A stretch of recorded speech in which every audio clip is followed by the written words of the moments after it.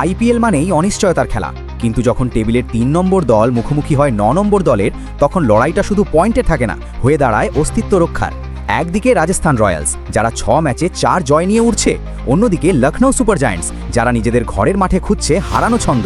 জানেন কি, আইপিএল ইতিহাসে লখনৌয়ের বিপক্ষে রাজস্থানের রেকর্ড ৪-২, অর্থাৎ পরিসংখ্যান বলছে রাজস্থান এগিয়ে।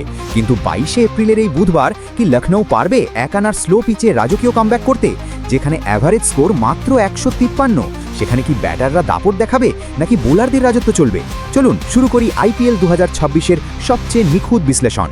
এপ্রিলের এই তপ্ত দুপুর আর ঘোলাটে আকাশ লখনৌয়ের একানা স্টেডিয়ামকে করে তুলেছে এক রহস্যময় দুর্গ। এখানকার কালো মাটির পিচ বরাবরই স্পিনারদের স্বর্গরাজ্য।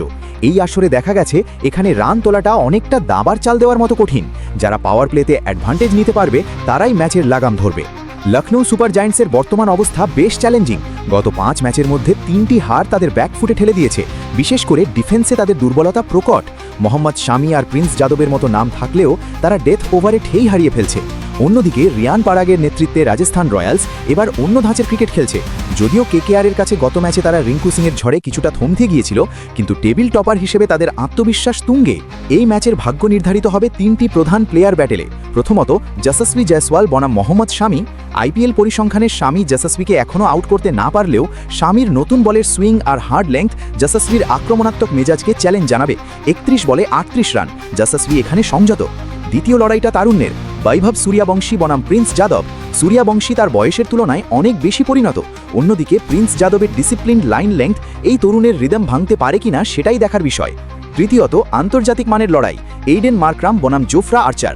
মার্করাম যখন ইনিংস নোংর করতে চাইবেন, তখন আর্চারের ১৫০+ গতি আর বাউন্স তাকে কঠিন পরীক্ষার মুখে ফেলবে। ১৫ বলে ১৯ রান দিয়ে আর্চার এখনও মার্করামকে আউট করতে পারেননি। এই দ্বৈরথটি হতে পারে মিডল ওভারের টার্নিং পয়েন্ট। আসুন এবার একটু অঙ্কে ফেরা যাক। এখানে টস জেতা মানেই আগে ফিল্ডিং করার সিদ্ধান্ত। কেন? কারণ এই পিচের রান তাড়া করাটা গত ২ ম্যাচে অনেক বেশি কার্যকর প্রমাণিত হয়েছে। আমাদের গাণিতিক বিশ্লেষণ অনুযায়ী প্রথম ইনিংস লখনৌ যদি আগে ব্যাট করে, তবে পাওয়ার প্লেতে ৪৭-এর ১ এবং শেষ পর্যন্ত স্কোর ১৭০-এর ৫-এর আশেপাশে থাকতে পারে। দ্বিতীয় ইনিংস রাজস্থান তাড়া করতে নামলে পাওয়ার প্লেতে ৫০-এর ১ এবং ১৭৫-এর ৩ স্কোর করে ম্যাচ নিজেদের পকেটে পুরতে পারে। লখনৌয়ের জন্য এক্স ফ্যাক্টর হবে মিচেল মার্শ আর ঋষভ পান্থের ব্যাটিং, আর বোলিংয়ে আবেশ খানকে পুরনো দলের বিরুদ্ধে জ্বলে উঠতে হবে। অন্যদিকে রাজস্থানের বড় শক্তি রাবি বিষ্ণইয়ের লেগ স্পিন আর জোফরা আর্চারের ডেথ ওভার স্পেল। বিষ্ণই একানার পিচকে হাতের তালুর মতো চেনেন, যা লখনৌয়ের জন্য বিপদের কারণ হতে পারে। যদি রাজস্থান এই ম্যাচটি জিতে যায়, তবে তারা পয়েন্ট টেবিলের শীর্ষ ২-এ নিজেদের জায়গা আরও পোক্ত করবে।